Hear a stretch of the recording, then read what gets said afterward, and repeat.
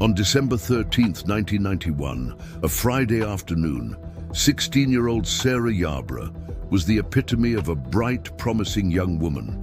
A star student, Sarah had earned the admiration of her peers and teachers. She was known for her infectious smile, her kindness, and her artistic flair. Sarah had everything ahead of her, a future that was meant to be full of life, exploration, and growth. At school, she was not just an A student. She was a leader, a friend to many, and someone who had big dreams for her future. But that Friday night would change everything. The day began like any other. Sarah's parents, Laura and Tom Yarborough, had left town to attend her brother's soccer game. Sarah decided to stay behind, planning a quiet weekend at home, just the way any teenager might. She had planned to hang out with a friend and spend the evening watching movies, chatting and enjoying the company. They went to a basketball game, grabbed some junk food from the grocery store, and laughed over shared secrets. Life was simple, carefree. Little did she know that carefree evening would be her last. The next morning, Sarah woke up in a rush. It was early Saturday morning and she was panicked. "I'm late for practice," she exclaimed. With adrenaline pumping through her, Sarah rushed to get dressed in her drill team uniform. She threw herself into the car and drove straight to the school. However, when she arrived, she quickly realized she had miscalculated. She was, in fact, way too early. So Sarah parked her car in the school parking lot and waited for her teammates to arrive. It was a moment that would come to be seen as one of the last ordinary things Sarah did before the world changed around her. Meanwhile, back home, friends and family were calling, wondering where Sarah was. They hadn't heard from her since early that morning. Sarah was supposed to be at practice, and when she didn't arrive, the questions began. By the time the clock struck noon, the community was in full panic. Sarah was missing, and nobody knew where she had gone. Her car remained in the parking lot, and there were no signs of her anywhere. Within an hour of the call, authorities were on the scene. They discovered Sarah's lifeless body just a short distance from her car. It was still on school grounds, just 100 yards away. But what they found was shocking. Sarah had been brutally attacked. Some of her clothing had been removed. Nylon stockings were tied around her neck as a ligature, a sign of the violent struggle she had fought in her last moments.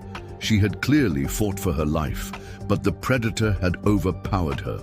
The news of Sarah's death quickly spread throughout the community, and the grief was felt by everyone who knew her. How could such a thing happen to someone so full of promise? The sense of disbelief was overwhelming. People kept saying, "Not Sarah, not Sarah." How could this young girl who was so full of life be taken so tragically and senselessly? The search for the killer began almost immediately. Investigators had little to go on at first. The body was discovered so close to the school, and yet it seemed like there were no answers. All they had was the DNA evidence found at the scene. It was early 1991, and forensic technology was still in its infancy. The evidence led to a suspect description, a white male about 6 feet tall with a medium build. The authorities were certain they would catch him quickly.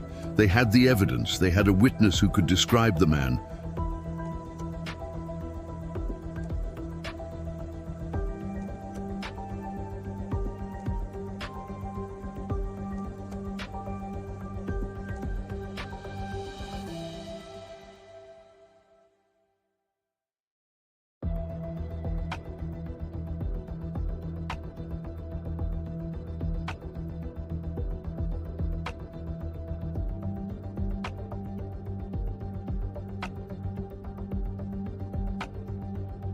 The unsettling thought that there was a murderer walking around freely caused a deep sense of fear that wouldn't go away. Every time someone saw a man who vaguely resembled the description, they couldn't help but wonder, could it be him?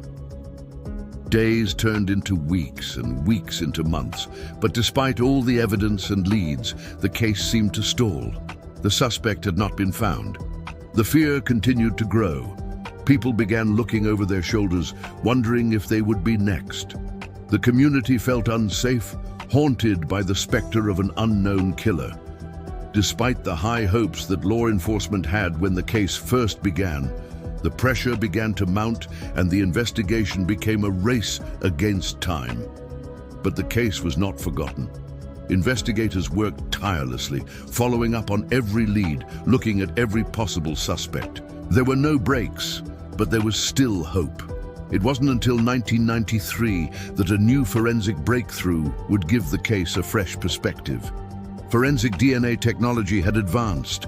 It was in its infancy in 1991 when Sarah was killed, but by 1993, there was enough technology to begin testing the DNA evidence found at the crime scene. The results were promising, and law enforcement felt they were finally close to getting the justice Sarah's family had been waiting for. As the investigation dragged on, the emotional toll on Sarah's family became more and more evident. Her parents had lost their beautiful daughter, and they had been forced to endure a nightmare no parent should have to. They had to tell their young sons the heart-wrenching news that their sister, their role model, was gone. It was an unbearable moment, one that changed their lives forever. Sarah had so many dreams for the future. She wanted to go to college, perhaps travel the world, and even toyed with the idea of becoming a museum curator or an engineer. Her parents had always supported her, watching her grow into a young woman with so much potential. But now, that future was gone, ripped away by the hands of a killer, and there was nothing they could do but mourn the life Sarah should have had. Her friends, too, were left reeling from the loss. Sarah's closest friends remember her for her fiery red hair, her creativity, and her infectious spirit. They remember how she was always there for everyone, always willing to lend a hand or help with homework. She was the person everyone turned to, and now she was gone. Her friends felt the deep emptiness left in her absence, the loss of someone so vibrant and full of life. The investigation pressed on, but as the years went by, it began to feel like Sarah's killer might never be brought to justice. Time passed, the case became cold, and it seemed like the answers would never come. But there was still hope. The law enforcement community was determined to solve this case, even if it took decades. In 1999, the investigation took a turn. New forensic techniques, advancements in technology, and fresh eyes on the case provided a new opportunity to revisit the evidence and start again. The DNA that had been collected years ago was re-examined, and it finally pointed to a match. The killer had been caught. But as Sarah's family and friends would soon learn, the journey to justice would be much longer and more complicated than they had ever imagined. As the years dragged on, the emotional toll of Sarah's death weighed heavily on her family and friends. Sarah's mother, Laura, and her father, Tom, were left shattered, their hearts heavy with grief. They had never expected something like this to happen to their family. They had always believed that bad things happened to other people, not to their daughter. But Sarah's death had changed everything, shattering their sense of safety, leaving them haunted by the question, why? Her friends, too, were struggling. They missed Sarah's energy, her smile and her spirit. They could not help but think of all the things she would never experience, the milestones she would never reach, graduation, college, her first job, and all the dreams she had talked about so often. They were left with memories of a vibrant young girl, full of potential, whose life was tragically cut short. Every year that passed without answers felt like a cruel reminder of the injustice that had been done. For investigators, the case was becoming a haunting puzzle. Despite the advancements in forensic technology, the killer remained elusive. The DNA evidence found at the scene had been collected, but there were no matches in the system. The case had become one of the most difficult and frustrating of their careers. They had spent years following leads, collecting evidence, and talking to witnesses, but nothing seemed to bring them closer to the truth. As time passed, the community's fear had not subsided. Every man who vaguely fit the description of the suspect was looked at with suspicion, There were theories about the killer. Could he be someone Sarah knew? A neighbor, a classmate, or someone from the community? Or was he a complete stranger, someone who had just happened upon Sarah that fateful morning? These questions swirled around the case, but no clear answers emerged. Then, in 2011, the case took a dramatic turn. Investigators reached out to a forensic genetic genealogist named Colleen Fitzpatrick, who had been pioneering a new technique to help solve cold cases. Fitzpatrick's method involved using DNA databases to trace the family tree of a suspect, an innovative technique that was still in its infancy. The idea was to use public DNA databases, such as those used by individuals researching their genealogy, to find potential matches to an unknown suspect. When Fitzpatrick was approached by the King County Sheriff's office to help solve Sarah S. case, she was determined to give it a try. Although forensic genetic genealogy was a relatively new tool in law enforcement, Fitzpatrick believed it could be the breakthrough investigators had been hoping for.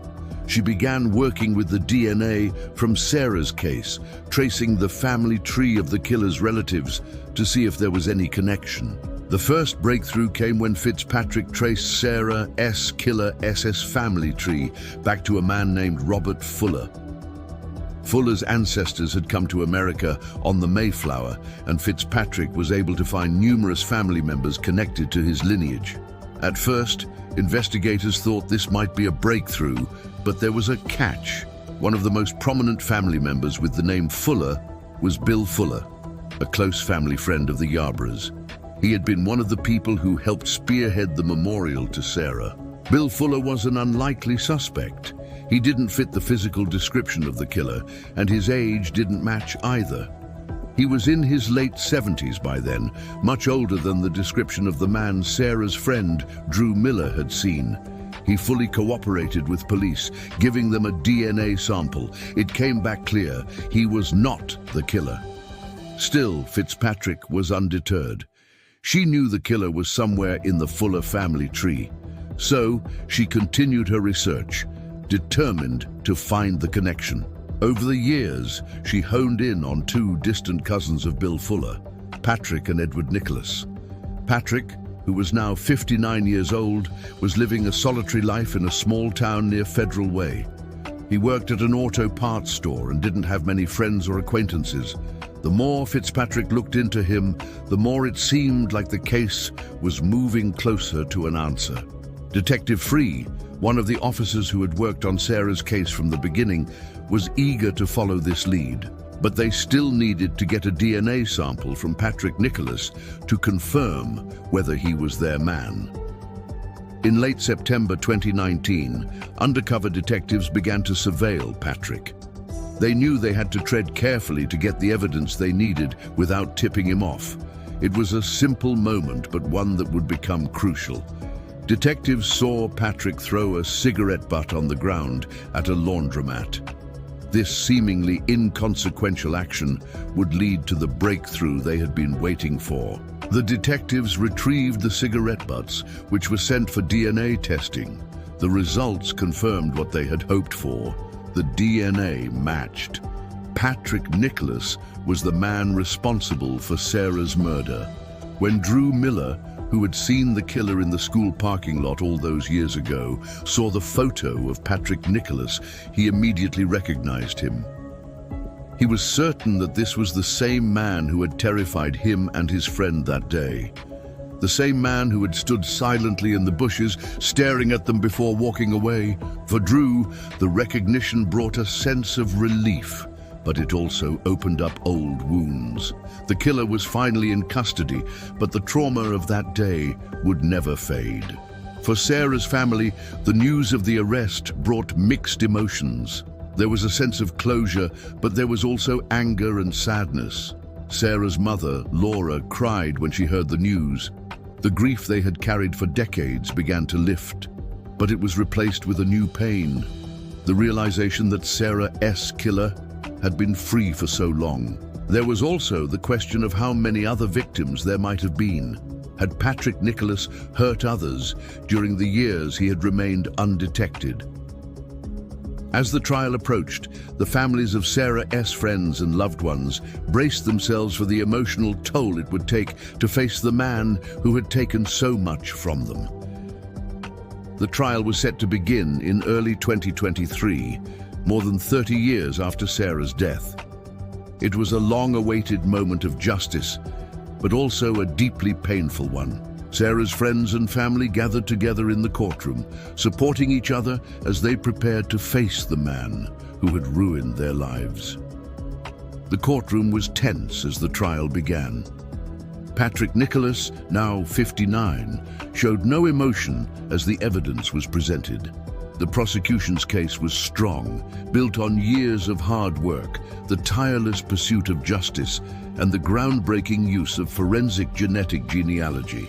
The defense, however, tried to cast doubt on the new science, claiming that it wasn't fully tested and reliable, but the jury wasn't swayed. The DNA evidence, which had once seemed like an insurmountable challenge, was now the key to the prosecution's case. Finally, after a week of testimony, the case went to the jury. The families waited with bated breath as the jury deliberated. When the verdict came in, there was a sense of disbelief. Patrick Nicholas was found guilty of first-degree murder, with the jury finding that the crime had been sexually motivated. The relief was palpable, but it was also bittersweet. Sarah's life had been stolen from her, and no verdict could ever bring her back. But at least now, her killer was finally behind bars. For her family and friends, the long journey to justice had ended. But it would never erase the pain of losing Sarah, a young woman with so much promise, so much potential. The trial had been a painful reminder of everything that had been taken from them. But in the end, they had answers. The monster who had taken their daughter, their sister, their friend, was no longer free. As Sarah's family and friends moved forward, they knew that they would never forget her. Sarah's legacy would live on in their hearts and in the memories of all those who had known her. She had brought people together with her kindness and her joy. And though her life had been tragically cut short, her spirit would live on forever, a beacon of hope and love.